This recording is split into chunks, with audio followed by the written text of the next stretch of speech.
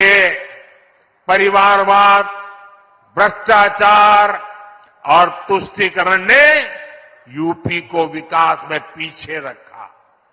पहले की सरकारों ने यूपी को बीमारू राज्य बनाया, यहां के नौजवानों से उनका भविष्य छीना। लेकिन आज जब यूपी बदल रहा है, जब यूपी के नौजवान अपना नया भविष्य लिख रहे हैं, तब ये परिवारवादी क्या कर रहे हैं? मैं तो इनकी बातें सुनकर हैरान हूं। कांग्रेस के शाही परिवार के युवराज का कहना है, और चौंक जाएंगे आप, कांग्रेस के युवराज परिवार ने क्या कहा? वो कह रहे हैं, और काशी की धरती पर आके कह रहे हैं, काशी के नौजवान, यूपी के नौजवान नशेड़ी है। ये कैसी भाषा है भाई? मोदी को गाली देते देते तो इन्होंने 2 दशक बिता लिए, लेकिन अब ईश्वर रूपी जनता जनार्दन पर, यूपी के नौजवानों पर ही ये लोग अपनी फ्रस्ट्रेशन निकाल रहे हैं।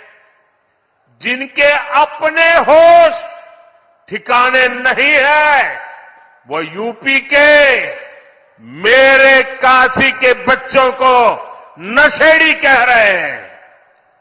अरे गौर परिवारवादियों, काशी का, यूपी का नौजवान तो विकसित यूपी बनाने में जुटा है, अपना समृद्ध भविष्य लिखने के लिए परिश्रम की पराकाष्ठा कर रहा है। इंडी गठबंधन द्वारा यूपी के नौजवानों का पान कोई नहीं भूलेगा। साथियों, गौर परिवारवादियों की यही असलियत होती है। परिवारवादी युवा हमेशा परिवारवादी युवा शक्ति से डरते हैं, युवा टैलेंट से डरते हैं। उनको लगता है कि सामान्य युवा को अवसर मिला तो वो हर जगह चुनौती देगा।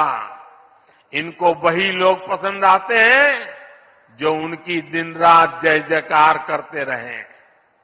आजकल तो इनके गुस्से का, इनकी बौखलाहट का एक और भी कारण है। इनको काशी और अयोध्या का नया स्वरूप बिल्कुल पसंद नहीं आ रहा। आप देखिए, अपने भाषणों में राम मंदिर को लेकर कैसी कैसी बातें करते हैं, कैसी कैसी बातों से हमले करते हैं। मैं नहीं जानता था कि कांग्रेस को प्रभु श्री राम से इतनी नफरत है। भाइयों और बहनों, ये अपने परिवार और अपने वोट बैंक से बाहर देख ही नहीं सकते, सोच ही नहीं सकते। तभी तो हर चुनाव के दौरान साथ आते हैं, और जब परिणाम नील बटा सन्नाटा आता है तो ये एक दूसरे को गाली देते हुए अलग हो जाते हैं। लेकिन ये लोग जानते नहीं, ये बनारस हो, यहां सब गुरु हो, यहां इंडी गठबंधन के पैतरा ना चली।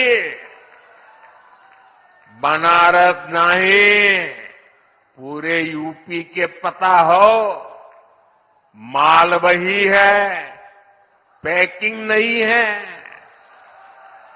इस बार तो इनको जमानत बचाने के लिए ही बहुत संघर्ष करना पड़ेगा। साथियों, आज पूरे देश का एक ही मूड है, अब की बार मोदी की गारंटी है, हर लाभार्थी को 100% लाभ।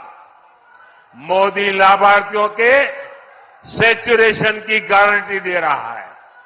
तो यूपी ने भी सारी सीटें मोदी को देने का निर्णय किया है।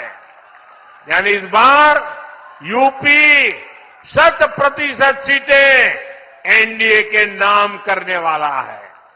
भाइयों और बहनों, मोदी का तीसरा कार्यकाल पूरी दुनिया में भारत के सामर्थ्य का सबसे प्रखंड कालखंड होने वाला है, सबसे प्रखर कालखंड होने वाला है। इसमें भारत का आर्थिक, सामाजिक, सांस्कृतिक हर क्षेत्र नई बुलंदी पर होगा। बीते 10 वर्षों में भारत 11वें नंबर से ऊपर उठकर 5वें नंबर की आर्थिक ताकत बना। आने वाले 5 वर्षों में भारत दुनिया की तीसरी सबसे बड़ी आर्थिक महाशक्ति बनेगा। बीते 10 वर्षों में आप देश में देख रहे हैं कि सब कुछ डिजिटल हो गया है। आज आप चारों तरफ 4 लेन, 6 लेन, 8 लेन की चौड़ी चौड़ी सड़कें देख रहे हैं। रेलवे स्टेशनों को आधुनिक होते देख रहे हैं। वंदे भारत, अमृत भारत, नमो भारत ऐसी तेज और आधुनिक ट्रेनें चलती देख रहे हैं। और यही तो नया भारत है। आने वाले 5 वर्षों में ऐसे विकास कार्यों में और तेजी होने वाली है। देश का कायाकल्प होने वाला है। मोदी ने तो गारंटी दी है कि जिस पूर्वी भारत को विकास से वंचित रखा गया, उसको विकसित भारत का ग्रोथ इंजन बनाऊंगा। वाराणसी से औरंगाबाद के 6 लेन हाईवे का पहला फेज पूरा हुआ है। आने वाले 5 वर्ष में यह पूरा होगा तो यूपी और बिहार को बहुत फायदा होगा। वाराणसी, रांची, कोलकाता एक्सप्रेसवे, इसे बिहार, झारखंड और पश्चिम बंगाल की दूरी और सिमटने वाली है। भविष्य में बनारस से कोलकाता के सफर का समय करीब करीब आधा होने जा रहा है। साथियों, आने वाले 5 वर्षों में यूपी के काशी के विकास में भी नए आयाम जुड़ेंगे। तब काशी रोपवे जैसे आधुनिक यातायात में सफर करेगी। एयरपोर्ट की क्षमता कई गुना अधिक होगी। काशी यूपी नहीं, देश की भी एक महत्वपूर्ण खेल नगरी बनेगी। आने वाले 5 वर्षों में मेरी काशी, मेड इन इंडिया, आत्मनिर्भर भारत के अभियान को और गति देगी। आने वाले 5 वर्षों में निवेश और नौकरी, कौशल और रोजगार इसका हब के रूप में काशी की भूमिका और सशक्त होगी।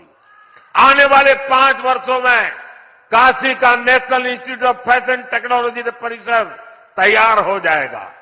इससे यूपी के नौजवानों के लिए स्किल और रोजगार के अनेक अवसर मिलेंगे। इससे हमारे बुनकर साथियों, हमारे कारीगरों को भी नई टेक्नोलॉजी और नई स्किल देना सरल होगा। साथियों, बीते दशक में काशी को हमने हेल्थ और एजुकेशन के हब के रूप में एक नई पहचान दी है। अब एक नया मेडिकल कॉलेज भी इसमें जुड़ने वाला है। बीएचयू में नेशनल सेंटर ऑफ एजिंग के साथ साथ आज 35 करोड़ रुपए की लागत के कई डायग्नोस्टिक मशीन और उपकरण का भी लोकार्पण किया जा रहा है। इससे सुपर स्पेशलिटी अस्पताल में आने वाले मरीजों का वही परिसर में ही डायग्नोसिस करना आसान हो जाएगा। काशी में अस्पतालों से निकल बायो कचरे को निपटाने के लिए नई सुविधा भी जल्द तैयार होने वाली है। साथियों, काशी के, यूपी के, देश के तेज विकास को हम थमने नहीं देना है। हर काशीवासी को जुट जाना है। मोदी की गारंटी पर अगर देश और दुनिया को इतना भरोसा है तो इसके पीछे आपका अपनापन और बाबा का आशीर्वाद है। एक बार फिर आप सबको नए प्रोजेक्ट के लिए बहुत बहुत बधाई। मेरे साथ बोलिए, भारत माता की, भारत माता की, भारत माता की।